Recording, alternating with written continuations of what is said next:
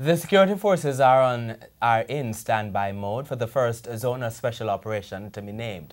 From all indications, the first operation will take place in a matter of days. Spokespersons for both the Jamaica Constabulary Force and the Jamaica Defence Force faced the media today, where it was highlighted that it will be all systems go when Prime Minister Andrew Holness makes the announcement. TVJ's JANELLA PRECIUS reports. With concerns that there's no end in sight to the bloodletting in the country, citizens have been calling on the government to fast-track plans to roll out the Zones of Special Operations, or ZOSO. The security forces say they're ready. An operational plan is now in place, while additional resources have been procured. We have trained all the persons who are identified as individuals, officers that will be working in the zone. We have worked out identification tags for them. There are some specific areas in law that require training. All those have been covered adequately.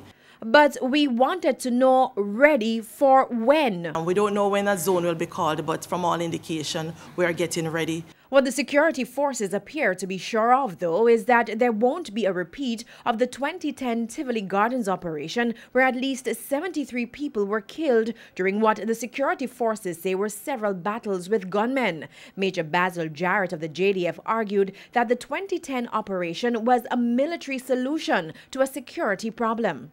I don't want people to get disappointed when it's not as sensational as they might be used or that they were expecting. It's very boring to watch cement dry. But in a lot of cases, this is what's going to be happening. Zinc fences are going to be torn down. Concrete walls might be rebuilt, or might be a floor bed to replace it. Very boring stuff.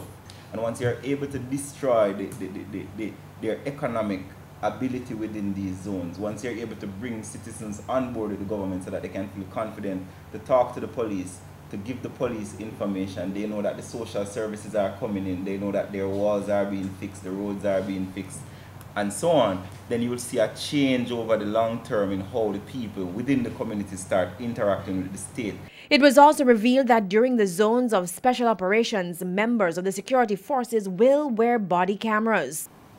The extent of the use of the body cams will depend on the available resources to it. But I can tell you that we are at a readiness state right now where at least some of our members will be outfitted with some sort of video recording device. Members of the security forces say despite the operations, regular policing will be ongoing to ensure the safety of citizens. JANELLA PRECIUS, TVJ News.